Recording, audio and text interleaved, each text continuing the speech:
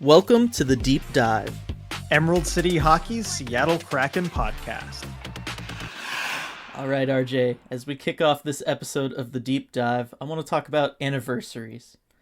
Big one today, big one tomorrow. Gonna see if you know them. Can you guess what the big anniversary is today? February 28th. February 28th. All right.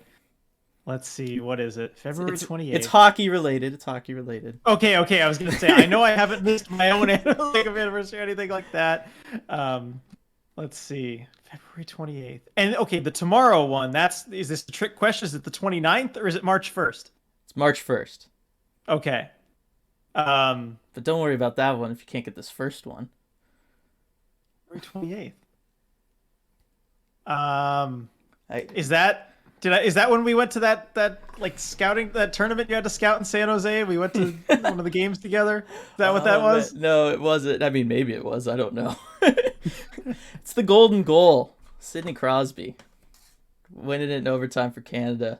Don't remind me. I know. I was so obnoxious to all the American fans because, I mean, I had to go for my boy Sid. Right? Mm-hmm. I have to. Yeah, sure. But that was really the warm-up question because tomorrow's anniversary is far more important. You have any idea? March 1st. Is that when we went to that tournament to scout in San Jose? That would be hysterical. No, but... I give up. Nothing? Really? Okay. Does our relationship mean nothing to you, RJ? March 1st. It's not one of the birthday cards. It's is that the day that the reflections day reflections day where we met? No, I have no idea when that was either. I guess I don't care about us that much either. But it's the 1 year anniversary of us posting content on YouTube. March 1st, 2021 was when we put the sick at the time, maybe it hasn't aged as well, coming soon trailer on YouTube. Right. Hey, congrats. There we go. Way to spot that. So it's really been a year. It has been a year since we've been like producing content for Emerald City Hockey. Yeah. So wow. Just thought I'd throw that one out there. See if you remembered. Obviously you didn't. Because when you look at, because I've recently looked at that like last 365 days, whatever thing on YouTube, our analytics, and the line is so flat for the first little while of that. I just assumed it started later. I know. Nobody watched us until close to the expansion draft there, deep into April, May, kind of in there. But yes, 1 year anniversary of us doing this. So. Excited about that. We've come a long way. I very much think we have. Nobody needs to go back and look at those first couple podcasts we did on there. Don't worry about that. Definitely, that is not why I'm bringing it up at all. That's for sure. But thought I'd throw that one out there. It's been a heck of a ride here with you, bud. Yep, happy to still be doing this. It's been a really fun year, and here's to the next year ahead. Yeah. No, it's gonna be good. Just thought I'd throw that out there. It was fun thinking about all the stuff back then. And I love how you did that too, putting me on the spot. Trying to figure out, there was no way. I was thinking back way further. I was gonna say, forget what the fans expect. That's just what you should always expect at this point. From being my friend, I'm just gonna pin you to the wall like that. Yep. All right, so moving on to actual stuff. Of course, this week the deep dive is going to be into rebuilds and what maybe the Kraken can look at as far as past examples and the key things to hit on with those as far as building up your team. It's not so much of a rebuild for the Kraken as just a build in general. I think we should make Bob the Builder. You just go ahead and make him the mascot for the Kraken for these first couple of years. I think that would be very apt, but maybe there might be some licensing rights stuff going on there. Maybe that's Ron the Builder. I was going to say Ron the Builder. There we go. Can he do it? Maybe. We will see. So we're going to get to that the second half of the podcast. First, got to talk about the Kraken. Of course, we didn't have deep dive last week because of your travel and all this stuff going on around that and games and stuff. So we've got a decent section of games here to talk about, RJ. Unfortunately, they're all losses. Yeah, Every last one of them, they are all losses. I think it was 3 losses that we missed last week, and then how many more on top of that this week? Four more. 4. Okay, so we've got the whole losing streak in there. All right, we've Yeah. got all 7. Which is why it's so important that we do this, because Kraken have not won a game since we, have missed in there, I guess, a little bit. Well, I guess we did one, yeah, shortly after the Ducks win on the 11th. That was their last win. Okay. So, Yeah, there we go. It's our fault, is what you're saying. well, no, we're going to be the saviors that fix all this. When they win Wednesday night against Nashville, it's going to be because we came back. Okay, got it. That's what we want the people thinking, RJ. We don't want the other. Yes. I know. Yes, you've gotta have the more positive party line there. Yeah, think whatever you want. Listen to Dylan, everyone. Yeah, He'll tell you how it is. So really, it's kind of been the same old issues for them. Sure, there was the rough games in there, the big losses. We got leafed pretty hard by them. that was definitely sure. there. Winnipeg kind of did their thing. Really close game against Calgary, though, and that was the first game that we kind of saw this, newfound, hey, we're going to try to be a little bit more speed-based, and we'll try that. And I thought in the couple games where they really committed to that, they looked very, very good. I was really disappointed that we didn't see it against the Sharks, considering Sharks coming off back-to-back, goalie coming off back-to-back, got a ton of rookies in that lineup. Just try to, keep the pressure on them, keep that sustained speed attack going. I think they could have gotten, a W last night. Yeah, for sure. Certainly, and I mentioned this in post game. It was weird to see such a big talent imbalance in the Kraken's favor.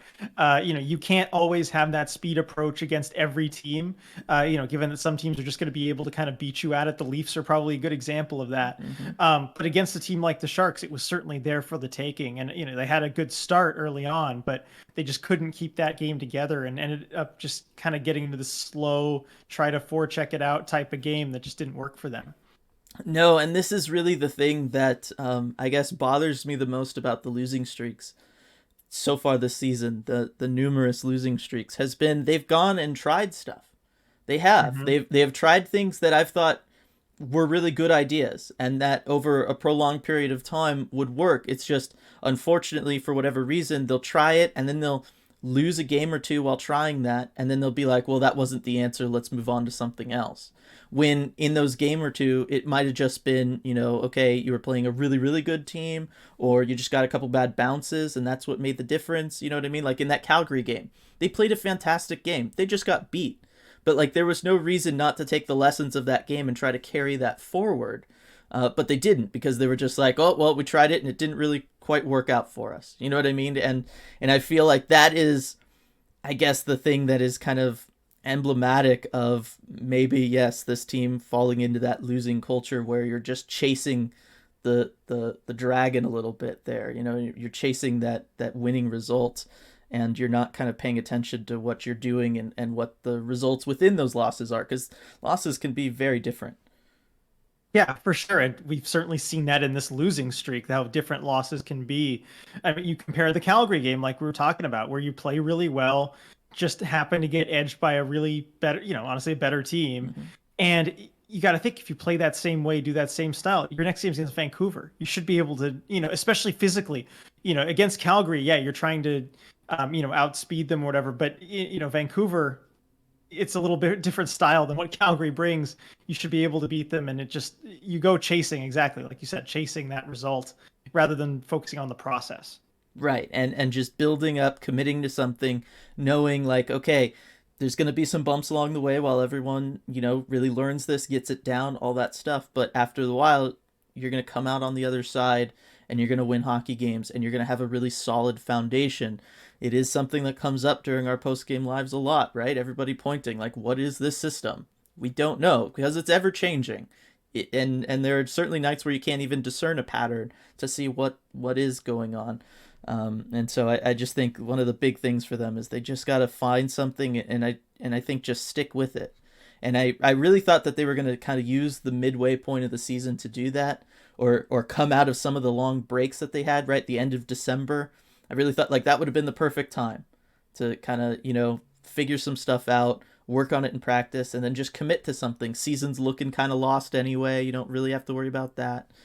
I don't know. I'm really surprised that we're not seeing anything more from them in that regard. Hmm. Um, but I mean, kind of talking about that. Do you have any notes from practice? Any injury updates you can give us? Guys working out? What's going on? Yeah, well, I did go to the Kraken's practice today. It was kind of a what do you call it? A pace day, Hackstall called it, because they did just play last night. They didn't really go too heavily on anything. I would expect things to ramp up a lot more tomorrow. But what I did get to see, though, I actually got there very early because I thought practice was earlier than it was. So I got there way before practice, and I got to see Jaden Schwartz, Jared McCann, and Carson Coolman all on the ice before practice. So that was good to see. I know they've been on the ice before practice, at least Schwartz had been, but I had never been there early enough to see him. So it was good to see him kind of work for pretty much a whole hour before practice. And they all kind of looked at levels of rehab, just to the eye. Again, I got no official updates. This is all just based on what I've seen. But Jaden Schwartz, sorry. Um, Schwartz, he was doing a lot more stick handling. The last update we kind of had was, well, he's touched the ice, but he's not stick handling. He was doing a lot of stick handling today. He had kind of pucks set up, just separated by, a couple feet stick handling in between the pucks, around some other barriers. He was taking shots. His hand certainly looked, more capable than it had before. He was taking pucks off the boards. So again, no official update, but I've got to think he's getting closer. So that's a good sign to see. Jared McCann, on the other hand, he was placed on IR last Thursday. Still under a week from that for him, so he's obviously still out. He's going to miss the next game against Nashville. But he looked okay. He was doing some skating drills. He was handling the puck. I don't remember him doing a lot of shooting. Again, we know it's an upper body injury. We don't know exactly what it is. But yeah, not a whole lot of shooting, but I wouldn't think that he'd be out too long given how he looked. And then finally, Carson Coolman, he seems like he's a ways off. He was doing some skating drills. He was fine with that, but he was extremely cautious handling the puck. I mean, very, very slow back and forth, from one side to the other. It looked like a kid just kind of trying to first learn how to stick handle. So being very cautious there. Obviously, we saw that injury, on the hit there. It looked pretty bad. So I think he's still a ways out. Okay, I mean that's fine, as we talked about last night, right? In the post game live, guys like Jaden Schwartz, there is no need to rush them back at this point, given where the season is at. But good to get an update. I know everybody's been very curious about all that stuff, and then yeah, I mean, I keep trying to think, like, I guess, like I said earlier, I'd want to see the team kind of revert back to this, push the pace of play, really try to keep the other team's defense on their heels. We saw them, really confuse some defenses in those couple games that they were trying to do that. I just love to see that a little bit more from them. What do you think of all the line shifting that they've done this past, 2 weeks? Because it's been a lot, pretty significant. Yeah, and some of it's been necessitated by injuries, but not all of it. And I think at one point, Hackstall essentially came out and said, things have kind of gotten stale. We need to move some of these lines around. And, they've had mixed results. I think, some of the lines that have done well, they've kept together, like Gord, Appleton, and I think Blackwell, on that line now. That line has consistently been good, and they've consistently been together. So that makes sense. With McCann being out, you've got Yarncroke playing center. Hackstall's made it clear that that's not ideal for them, obviously, but with McCann out, you've got this weakness at center, and Yarncroke is capable of stepping in there in a pinch. And I think he's done well in that regard too. Yeah. So I think that's fine. Donato, Geeky, Zarnik, that they've gone with recently, again, mixed results. I'd like to see Geeky with a little bit more firepower, on his line offensively, but I understand, just given the guys that are out, it's hard to do. And then the line I really want to talk about is Sheehan, Wenberg, and Donskoy. So Wenberg centering that line. I've just been calling it the leftovers line because it really feels like the other lines are all put together to kind of make sense where the guys are. And those are just the three guys who don't really have a fit. Wenberg obviously centering there where they tried him at 1C and it just didn't work out well. He's not playing 1C hockey. To the point where even Yarncroke, a natural winger, is probably better for that spot. Riley Sheehan, who's great, he's continued to do his thing, and it can't, knock his game. But again, with the fourth line being what it is with, Geeky, Donato, and Zarnik, you've got to put Sheehan somewhere else. you put him at wing there. He's the natural center, but he's a winger there. And then Jonas Donskoy, who, we know what the story is with Donskoy this season. He's struggled to score goals, and really it feels like they haven't found a place for him in the lineup at this point. So it's just that whole leftovers line, and I don't think they played particularly well, but I wouldn't necessarily expect anything different. No, they haven't played that great. I feel like Shahan's been playing the best of them. Like he's just been Agreed. the most consistent really for a little while now. I think that line and the kind of new fourth line are pretty directly linked to each other because I feel like since they've made Geeky center of that kind of fourth line with Donato has fallen off. Mhm. Like I think Donato needed somebody either very offensive that could kind of take away a lot of defensive pressure from him and let him work more on one-on-one type situations, or allow him to kind of slip by defenses while they're maybe distracted by someone that they deem a little more high priority. And that's what was allowing him to make his power moves going to the net and do all the stuff that he was doing, be more effective on the dump and chase. Now, this Mhm. line, they try to dump and chase. Everybody just floods to Donato because they know he's really the only guy they got to worry about in that situation. You know what I mean? So when he was playing with, let's say, McCann or somebody like that, that took away a lot of that focus. When he was playing with Shahan drew a lot of focus away just because of his like defensive abilities. He could tie up guys in the transition game and open up space for Donato. And so I feel like Donato was kind of like has been their most consistent weapon offensively almost all season long. And this shuffling has really, caused him to struggle because a lot of what he was taking advantage of just hasn't been there for him. And I'd love to see that change because and I think that the potential is there. Like you said, we'd love to see Geeky maybe step up a little bit more offensively. I think he's trying to focus a little too much defensively right now, and what his responsibilities are. He's in his head a little bit. And then when he is in the offensive zone, he's trying to throw his body around a lot, which worked when he was on the wing. It made sense why he was doing that. He was going into the corners, he was trying to dig out the puck, all that kind of stuff. But now that he's playing center, it's not really your job anymore. You know what I mean? Like let Donato go and do that. He can handle that, and then he can make a play from there. But I feel like with Geeky, his strength offensively is that shot. We saw that in that skills competition they did, right? He's got Mhm. this great shot. It's super fast. We know he can be accurate with it. It was great to see him get a goal last night. But if you're going to be playing center, I feel like they need to kind of change up the focus there as far as what they have guys doing because he does not need to be banging bodies in the corner right now. No, that's absolutely not his role, and certainly not with, like as you said, with the Ryan Donato on your line. He will do that for you. You need to, stay to the perimeter and use that to unlock your shot. I mean, Geeky, we know how good of a shot he has, but he's struggled to kind of find ways to get in the position to let it go and to utilize it this season. He did a better job earlier this year, but we just haven't seen that from him very much. He's kind of been trying to be a different player recently, it feels like. And I just think, again, it hurts with me having McCann out of the lineup. It really does. Mm-hmm. You just need at least one more center in there just to open things up for everyone. Yeah, I feel like that's what they're missing, and it unfortunately has shown kind of a brighter light on Wenberg and his struggles this year. That Yep. he hasn't been there to kind of step up and fill that void for them. Now when they kind of need him more than ever, so to speak. It's been rough. Bright spot, Zarnik. Love him every time he's in the lineup. Yeah, he brings great energy. He's a fast skater. Yeah, love everything that he brings. And you can kind of slot him, wherever you need a little bit more energy on a line. It's good. He doesn't necessarily have that high end scoring, obviously. But yeah, he fits in really well anywhere in the bottom six. Yeah, so I that's been a really good pickup. I've been really happy with him. Happy to have him around. Anything else kind of Kraken specific game wise you want to talk about before we shift focus, RJ?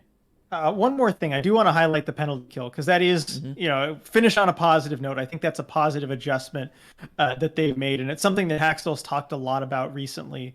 Uh, Early on in this losing streak, the penalty kill was just atrocious, and even it goes before the losing streak. But it was, and Haxtell's talked about. They said, we were just all kind of clumping into the middle. We were giving them all kinds of time. We just weren't feeling confident at all at our attack, and they kind of made a decision, an adjustment to be more aggressive, and they've been a lot better since. Mhm. And Haxel, you mentioned, maybe we don't even have the skill to be able to, necessarily win all those battles when we get that aggressive. But it's a risk we've got to take. At a certain point, just got to get at it, boys. We're just basically slowly dying the more conservative we get and just letting them have the puck on the outside.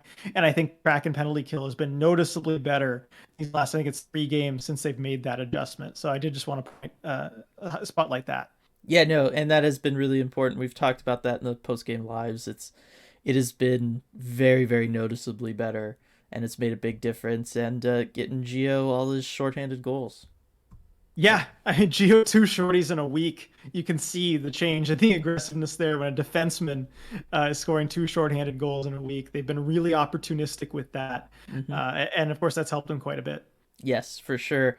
All right, so Kraken hockey is obviously a focus at Climate Pledge Arena. It's, arguably part of the reason why they built it, one could say. But, that's not the only hockey that is capable of being played at Climate Pledge Arena, as you found out this past week. So why don't you take us through your experience with the Battle of the Sound? Yes, so I was fortunate enough to be able to go to the Battle of the Sound game between the Seattle Thunderbirds and the Everett Silvertips. Quick shout out to Scott Brand of Cheap Seat Sports for offering me a ticket. That was nice of him and good to watch the game with him. But it was so cool, just the atmosphere. That was the first takeaway, is the atmosphere was just night and day from a Kraken game.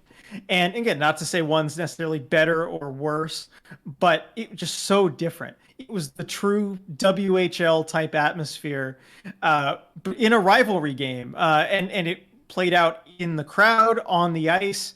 You could tell there was a lot of bad blood there between both teams and both fan bases, really. And to just see that kind of energy was something that was really special, and something, that you don't necessarily see at a Kraken game. I mean, lots of fights, lots of scrums during the game. And I think Thunderbirds player at the very end, once the game had been decided, got knocked out cold. It's on what a lot of T-Birds fans were saying was a sucker punch. I just missed it. I was watching. It was pretty much a line brawl. I was watching one of the other fights in the corner. But yeah, it just crazy atmosphere. Love to see that. The chants from the fans. I'd almost describe the crowd as bloodthirsty at times. There's definitely some animosity in that rivalry, and really cool to bring it all into Climate Pledge Arena and just have that environment for everyone. It was a great experience. Yeah, I'm really bummed I missed it. It seemed like a ton of fun. It's it's in some ways not surprising, right? We see that in all the other sports. You go to a minor league baseball game versus an MLB game, or an NFL game versus a college football game, right? The experience and the energy is just different when you're watching something like that. And I think that that's, sounds like was kind of the case here. There's that kind of more high energy, hooting and hollering kind of thing going on whenever you're at those kind of events, kind of for whatever reason. You'd think you'd save it for the highest levels of competition, but I don't know, maybe that has something to do with how pricey those things are, maybe. And so I'm excited that everybody got to experience that at Climate Pledge Arena. I think it's a great venue to have for games like this. I think that's going to be a really fun thing for them to do moving forward.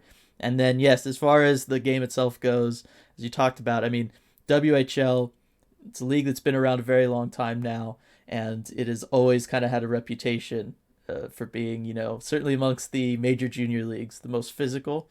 The one that you kind of got to be a little bit bigger to play there and succeed there back in the day, certainly, and known for, guys, throwing fists and bodies around quite a bit. Certainly back in the day, WHL really had that reputation. So kind of fun when you see those, roots bleed through to the modern day. Oh yeah, the game certainly had a throwback type of feel, for sure, and right down to the chants from the fans too. A lot of T-Bird suck going, and then Everett sucks as the response. There was a group of 6 kids, like none of them were over 10 years old, I think. They were right behind me, and they were like, Everett sucks, Everett sucks, throughout most of the game. I mean, they, like hit him, it was just what an experience. Yeah, no, it's awesome. Glad that everybody was able to make that happen, and hopefully we see a lot more in the future. I think that would be a lot of fun. Yeah, for sure. Make it an annual thing. All right, so RJ, it is time. The build. The let's build. let's Not the rebuild, the build. the builds. Let's talk about it. Whew, like where to even start when it comes to these things? I guess let's just go over the basics of what has made what makes rebuilds successful. Like the Mhm. things that you kind of need. It seems to me looking back at them. I know you and I were both kind of looking at like a good one specific example that would be a good model for the Kraken, but it's kind of hard to find something like that. Obviously, their situation is very unique, being an expansion team coming in and then kind of having to do this. Granted, in the past, most expansion teams kind of starting at the bottom and having to figure out a way to build a future. Um, but it seems like to me there's a couple pillars. Number one, first and foremost, is the draft. You have to draft franchise cornerstone players. Like without that, there is just no way to build a contender, in my opinion. You can maybe cobble together some roster of a bunch of free agent type guys in their prime and all that stuff, but it's so hard for true franchise centers per se to ever hit free agency or to be available in a trade market that really your only option is to draft them. Now, Kraken may have already done that. Matty Beniers, it sure seems like that as of now, which is a great way to kick things off. But we'll get more in depth on all that stuff in a second. So first and foremost is the draft and that building of the foundation that you're going to need in the future. Second is utilizing cap space when you have it, which like the Kraken do now, which is earlier on in the rebuild. Usually that could be for accumulating more assets, maybe, but it's also being smart with knowing when your franchise cornerstone guys are on rookie deals and when you're starting to get into that window where you think you're going to be competitive, and then making smart free agent choices to supplement those guys and maybe build in some veteran leadership, bring in some veteran leadership, and good complementary choices for your young players. So that's where kind of cap space and free agency comes in, and then finally, coach. All rebuilds, it all comes down to kind of who the coach is, and almost all the teams that we've seen go through rebuilds, there is a moment that you can pinpoint where everything changed, and generally that is when they make a coaching swap. At Hmm. least in my opinion, those are the moments where it feels like everything changes from this group of guys that was okay, the team was bad, now they're rebuilding, they got good young players, and then now they're winning Stanley Cups. And that thing between steps 2 and 3 there tends to be a coaching change, at least in my opinion, based on the examples that I was looking at and trying to take notes from. So let's go ahead and start with the draft, RJ. I kind of touched on it earlier. You need to draft cornerstones. Franchise center, that's kind of just first and foremost, right? Yeah, absolutely. That is the most important position that you can have when constructing a hockey team. And when you are, going over your build, essentially, that is the first spot that needs filling. And as you mentioned earlier, franchise centers come from the draft. Mm-hmm. They so rarely ever come from free agency or trades. That yeah, you if you want a franchise center, you pretty much have to draft one, and it's very difficult to draft one, outside the top five, the top 10 picks. Generally they come from the draft, and they come from very high picks in the draft. Yeah, there's no way around that. Go back through trying to think of like all the big like last notable Stanley Cup championship teams, certainly the ones that came off rebuilds, and you can see that right there, right? Like let's go back to 2009 really with the Penguins, right? Okay, obviously Sid. Now they also had Yep. Malkin. They got two essentially. That's great for them. Chicago got Jonathan Taves. Boston got Patrice Bergeron. Like the list goes on and on. You go through all these Kings had Kopitar. That is the one thing you'll notice about just about every Stanley Cup winning team, and then especially the ones coming out of rebuilds like those, they had franchise centers. You got to have one. It's just that important to have a guy that in the playoffs can go out there and play maybe 25 minutes if you need him to, and be rock solid defensively as well as getting at least a point a game when you need him to in those tough 7 game series as the playoffs go on and on and on. We've just seen it year in, year out. Those guys make the difference. Now, to borrow kind of an analogy from Bill Parcells in the football world, he always talked about every football team. You need to have four key pieces, and those are the four places to spend your money and invest everything in because they're the four most important things. Number one, quarterback, obviously. Two, left tackle to protect said quarterback.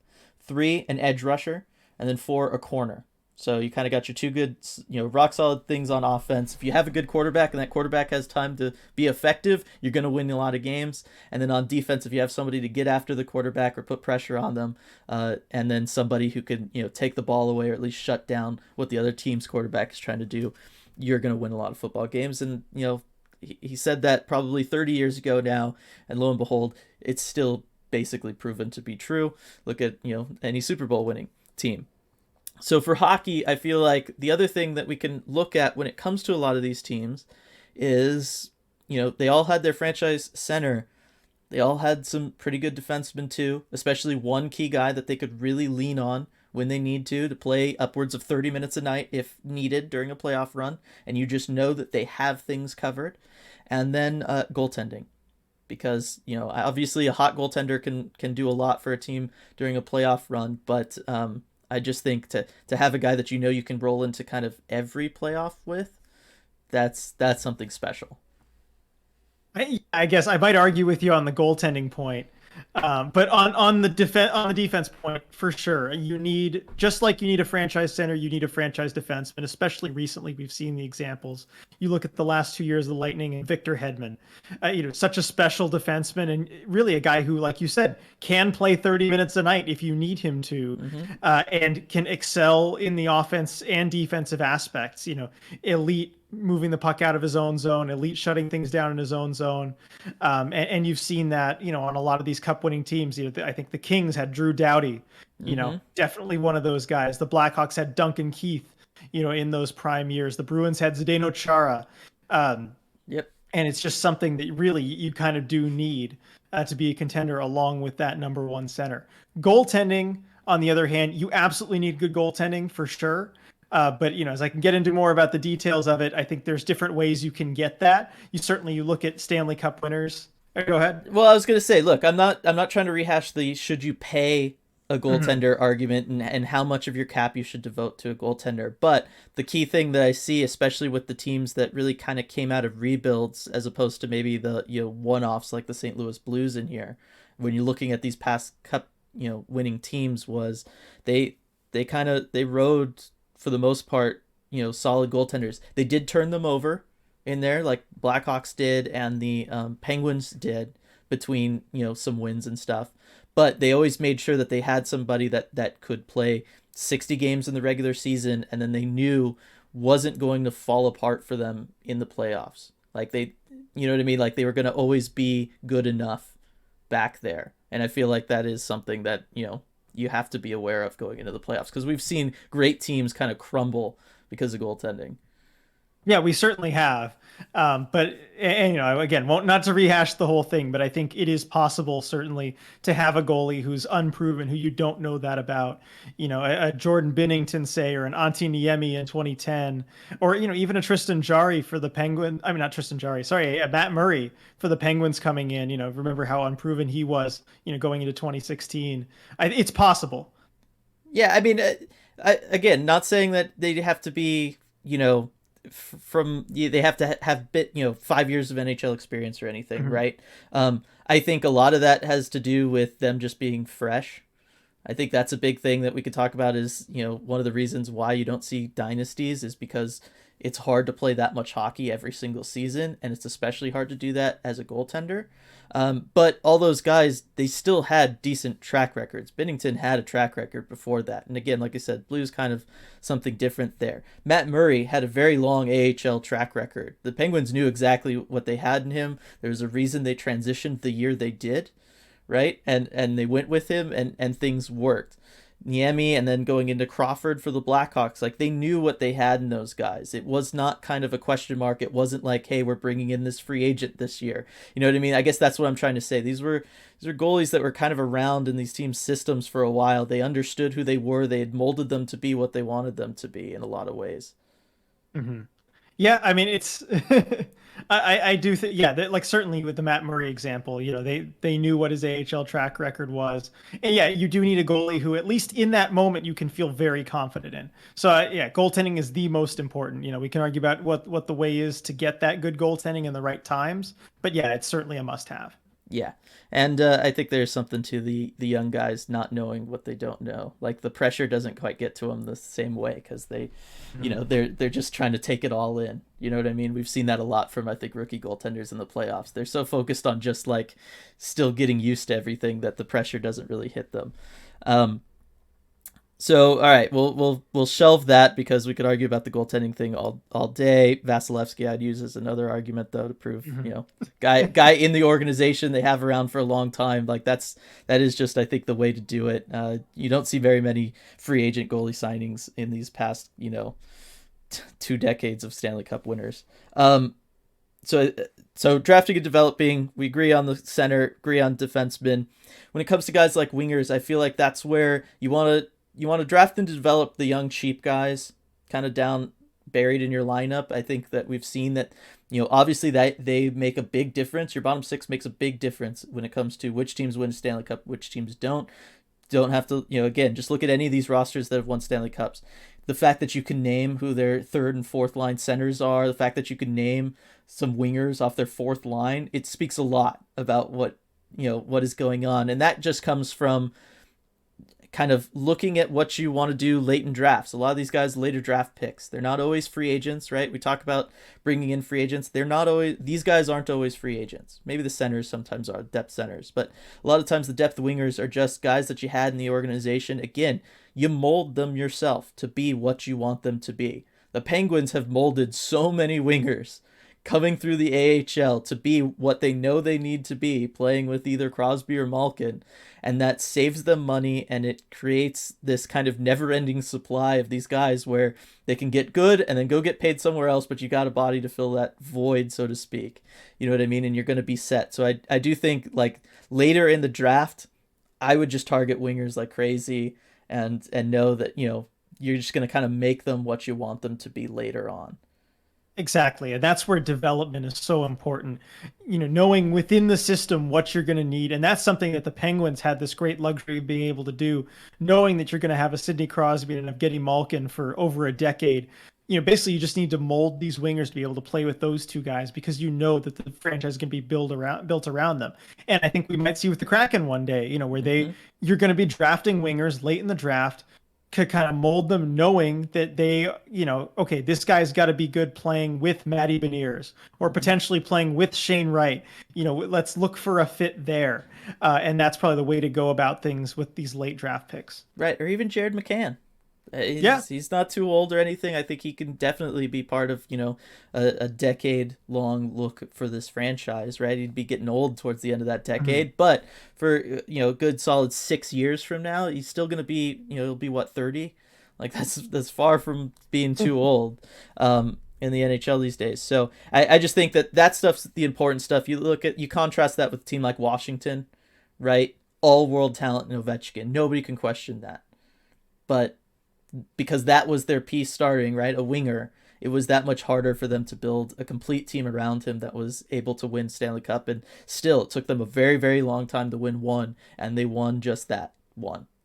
Yep. And it was because they had centers who stepped up. Nicholas Backstrom was there the whole time. But really, you look at, might be the MVP of that playoff run, Evgeny Kuznetsov, as another center that they had. And it wasn't until they had those centers that they could really roll out there that they ended up winning the Cup. Yeah, and they made some moves defensively, and then again coaching playing a big role there too, as we'll get to. So drafting, got to find that franchise center. Ideally, you'd love to have two. I mean, that would be amazing.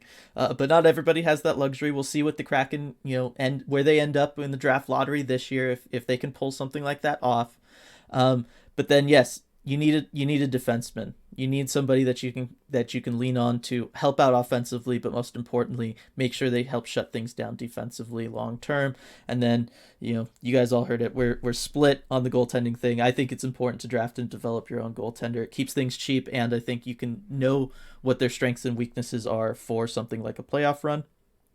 All right, so once you've done that, and I know that that is far, easier said than done, drafting and all that stuff, but assuming the Kraken continue down that road that we've seen them with guys like Matty Beniers, Riker Evans, love Riker Evans. I don't know that he's that kind of like, you know, 1D defenseman that's going to be this, monster minute muncher that they can count on, a la a Duncan Keith or a Drew Doughty.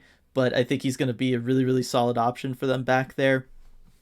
That's when you start looking at, okay, as these guys develop, as they start entering their primes, as you're starting to look to pay them, you got to start rounding out this team now. This is the key time where it's like, okay, you have to keep track of whose entry level contracts are coming up when. Are they looking at bridge deals, or do you want to try to lock them up long term? What's your strategy there? I'm in favor of locking them up long term. Just makes things so much easier, and we've seen that from teams. Look at Toronto for an example of not doing that. Really, right? Like they're every year they're having to shuffle things around cap wise because it seems like one of their great players is up, and it's just this mess of trying to pay everybody constantly, and it keeps you from being able to kind of build out a long-term plan, which you need. You need to be able to bank on, I know how much this guy's going to cost, 4 or 5 years down the line. I think that's really important. Would you agree with that? Yeah, absolutely. And I'm definitely in the camp of locking guys up long term. If you kind of think you know what you have, it's very important. And that's where you get teams that are able to kind of build off guys, because once you get guys on bargain deals, that's what you can do. I mean, you look at Carolina. I mean, that's kind of the example that I think of a team that likes to lock guys up. I look at their blue line, Jacob Slavin. They have him signed for another 4 years at 5.3 million. That's a steal for what he is. They went and acquired Brady Shea with term at 5.25, Brett Pesce at 4 million. Those are all guys that are, they're all 27. They've all, signed for term there. And it's about, committing to the players that you have. But you've got to be right. Obviously it can go bad if you're wrong about what they are. But I think, the risk is worth the reward there. Right. And that's something that I think is key too. And I know as fans, right, we're going to be lifelong fans, right? That could be 50 more years. But when you're a general manager, you could be fired the next day, just about any day. You know what I mean? And so you have to do your best to draft, and then if you think you have them, it is better just to go ahead and try to commit to them long term. Don't try to do the whole wait and see thing. I can't point to any examples around the NHL right now where the kind of wait and see because we're on the fence about whether or not this guy is the guy has actually paid off for that team. It seems like it causes a lot more headaches than just committing to them and knowing, okay, this is that number that I'm going to have to deal with from here on out. I think it's much better to do that, build a plan around it, and if it works, great, and if it doesn't, guess what? You're fired. That's sports. You know what I mean? Yep.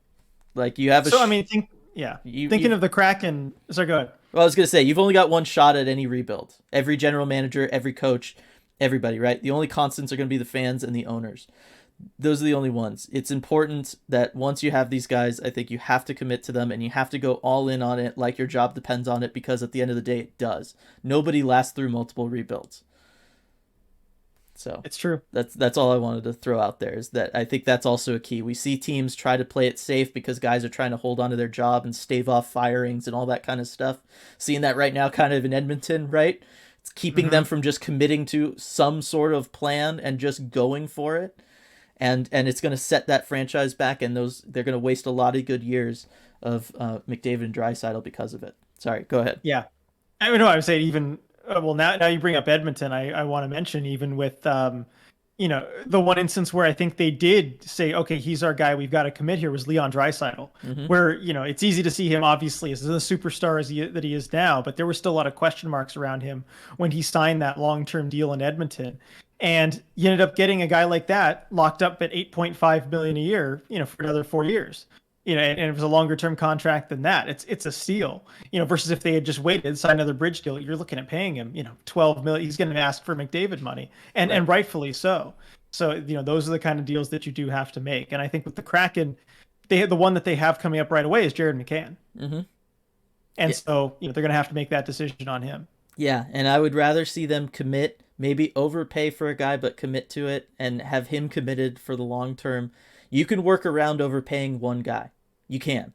Like every team basically has somebody on their roster that they're overpaying. Like that's just the nature of the beast. But you can't be in a constant state of flux, a la, like I said, a Toronto, where you're just trying to figure out this situation kind of endlessly because you signed everybody to bridge deals. And I know that that was really popular, you know, 2 3 years ago. It seemed like, right, everybody coming off their entry level contract, it was okay, well, we're going to sign them to a bridge deal. It's kind of the best of both worlds.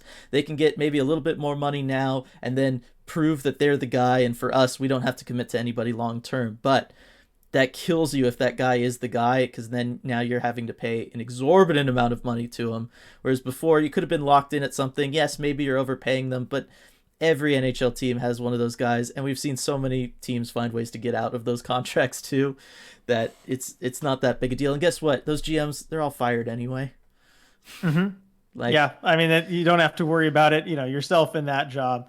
Yeah, and the Leafs got the worst of both worlds because they signed the bridge deals and they didn't get a discount. Yep. They signed the bridge deals at full money value. I mean, Mitch Marner, of course, the most prominent example of that, where you sign the bridge deal and you've got to give him, 11 per, which is or 10 point, whatever per it is.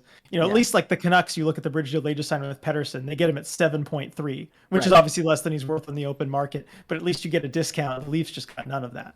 Yeah, and I just think the bridge deals. I know agents are probably in favor of it, but I think if you're a team, you gotta double down and you gotta take that risk, because the bottom line is, and again, GMs, this is in their back of their minds, but they never want to talk about it. You're never going to hear one of them talk about it. But the bottom line is, it's a big dart throw at the draft. Even at picking first overall, right? There's plenty of horror stories about who you take first overall. So it's already hard enough to hit at the draft and get that franchise cornerstone. But then there is that moment where you do have to figure out, okay, am I going to gamble again and commit to this person again? And the bottom line is, all the teams that did that and they committed to this person twice, both drafting them high and then committing to them early on, just paying them, making sure they locked them up as soon as possible, they paid off. And yes, there are examples that didn't. I'm not trying to say it works 100% of the time. But again, if you're a GM, you just got to do that. You just got to go all in with your guys, because the bottom line is, you're only ever going to get one shot at a group of guys. You just have faith in the system and have faith in yourself. And I feel like the situations where we don't see that, things are bad. This is where, bring it back to the Kraken, I feel like Ron Francis is that kind of guy.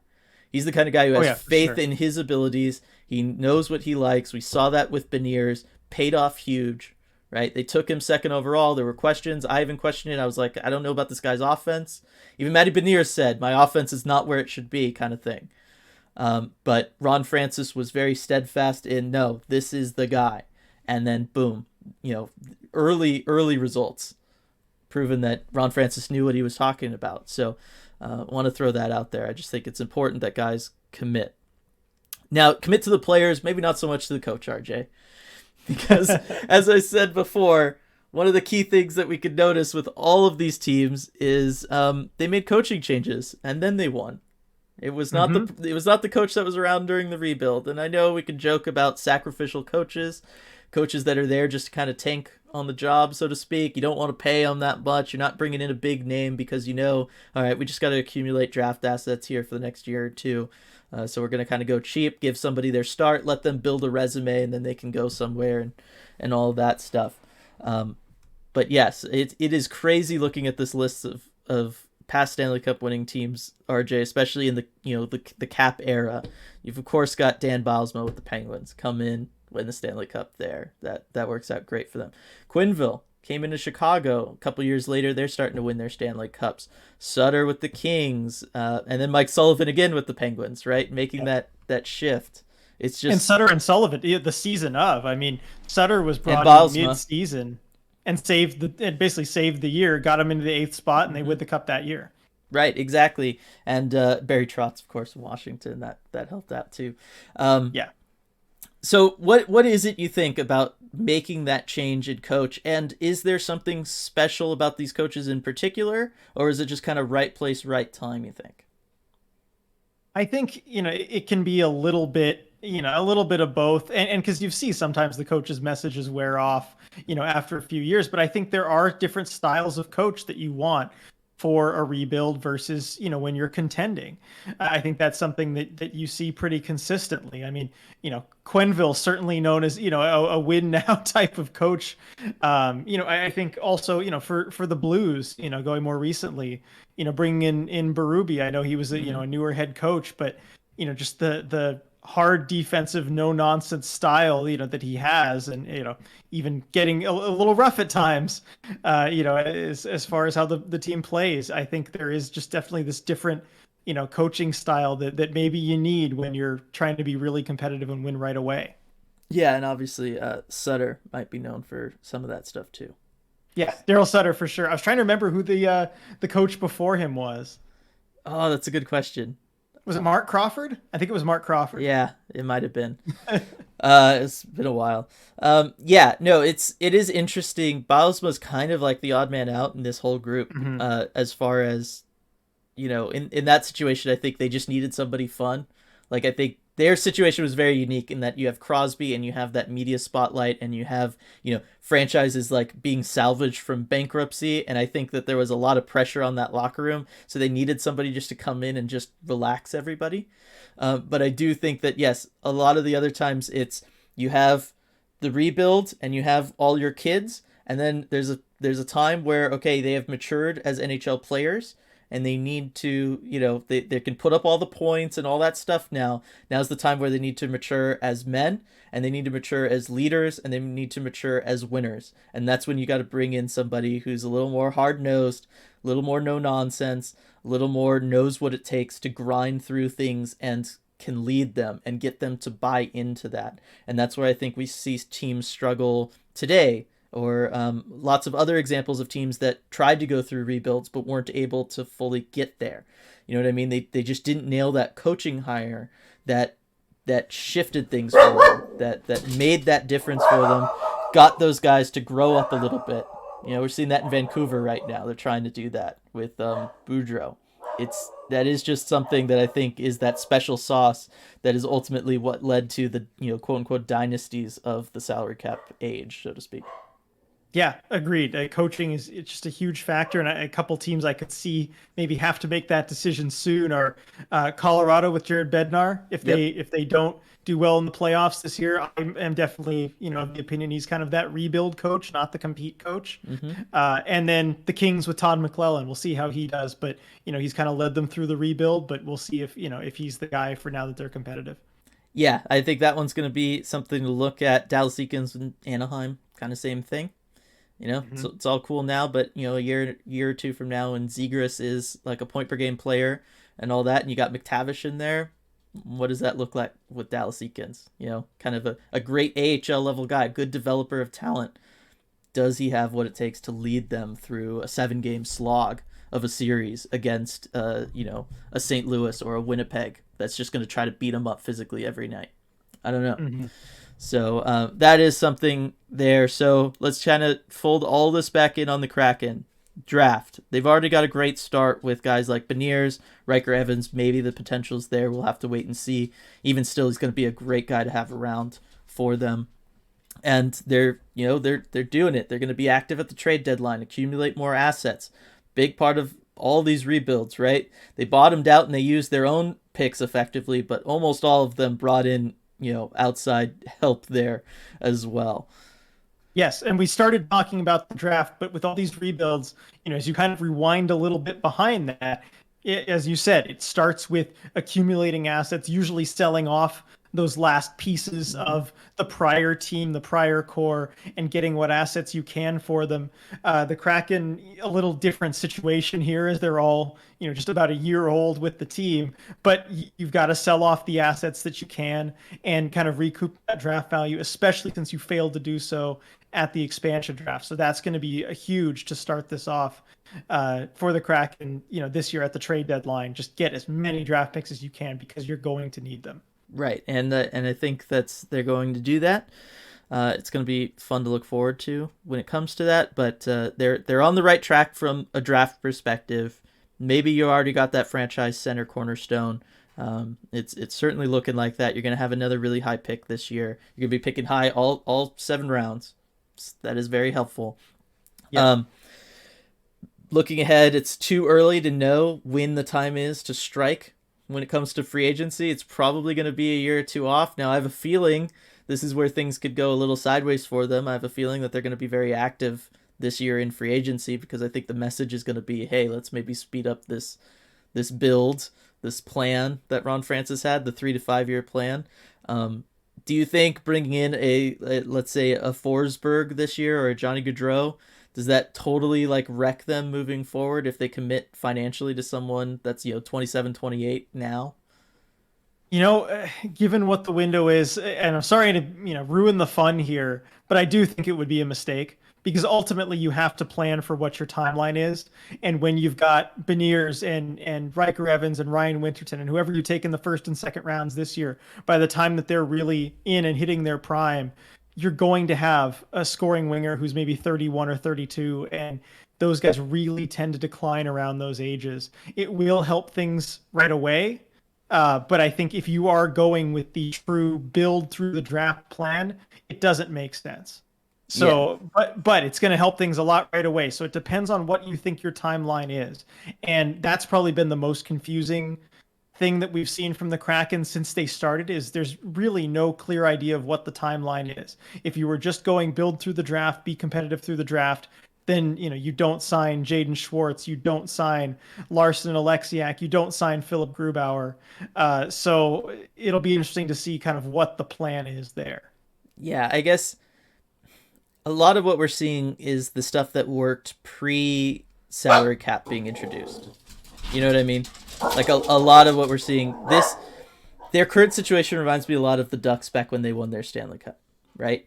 And that was kind of the old model that could work was you could bring in guys in free agency, you could have kind of your aging core, and then you just supplement them with the young, cheap, high draft picks that you had from a couple years ago, right? 2007, they have Pronger and Niedermeyer. They're eating up everything, both free agent acquisitions. But you had guys further down. You had the Getzlofs, the Perrys, the Bobby Ryans, the Dustin Penners, all those guys, being the difference maker in the bottom six roles on offense and being the cheap talent to kind of supplement that in those early days of the salary cap. I just don't think you can build a team like that anymore. I think maybe you can, and maybe you get lucky on a 1 year run where you get a really hot goaltender and it all works for you. But there's no way to build any sort of long-term competitive team that way anymore. It just doesn't exist, unfortunately. Yeah, there really isn't. And you did mention kind of what I was going to get at, where you can have a 1 year run. It was talked about last year, the Montreal model of, having, those younger guys kind of go up and be the depth pieces, but have the guys, on the bigger contracts like a Carey Price and a Shea Weber hold everything down. And yeah, it seemed like it might be a workable model at the time. We've seen how that's completely fallen apart this season. It's just really not the way to go. No, it is not. Several teams have tried it.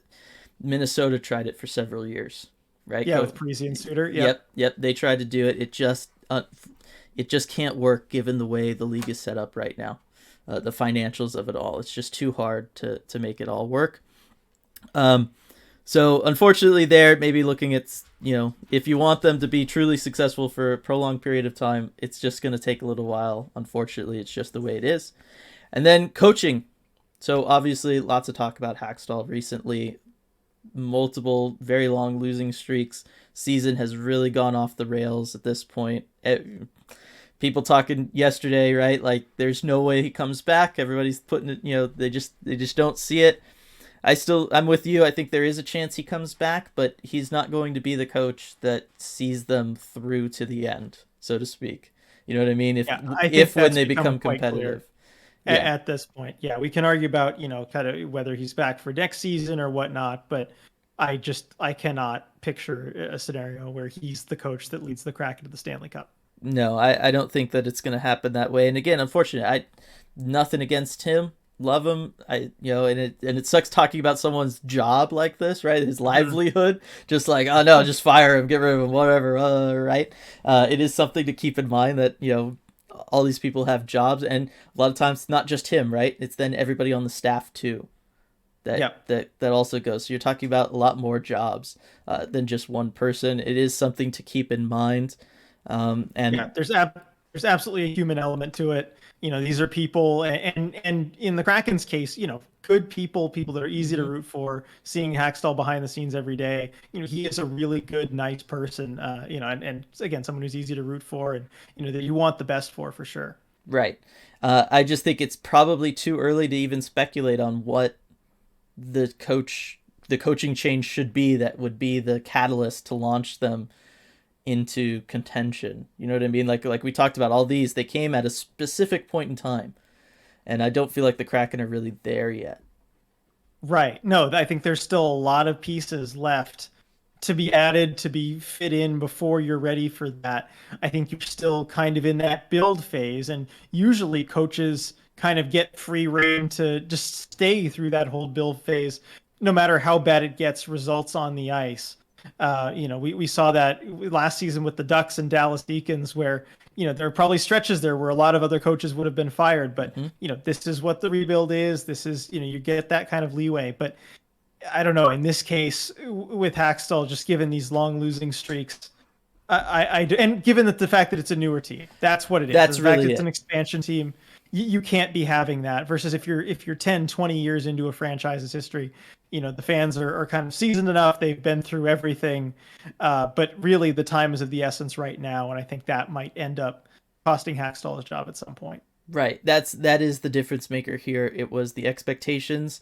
No matter how much any of us tried to cool them, comparing them to Vegas and all that stuff, it is one of those things where, with the expansion model the way it was, the expectations coming into this season, the sports market that Seattle is, right? People care a lot. They are passionate. It is not a sports market where you can kind of coast through. If the season went off the rails, okay, whatever, you just fade into the background. Doesn't happen like that in Seattle. So I think all that kind of, unfortunately for Hackstall, is working against him in this situation, because otherwise I would be far more confident in him staying around, certainly through next year.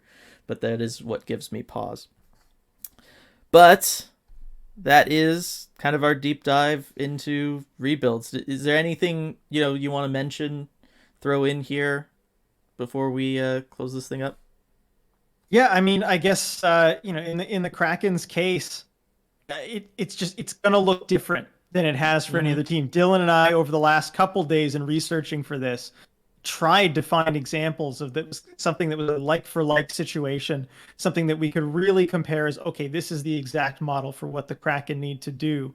And because of the expansion draft scenario, because of it being a franchise just coming into its first year, I don't know about you, Dylan. I couldn't come up with anything No, that was exact. no, there isn't, because you look at like previous expansion teams, like pre the new kind of age model of it, and those don't quite line up either, because the Kraken were starting with certainly better assets to have at a trade deadline per se, and certainly from a more competitive standpoint, at least on paper, than any of those teams did.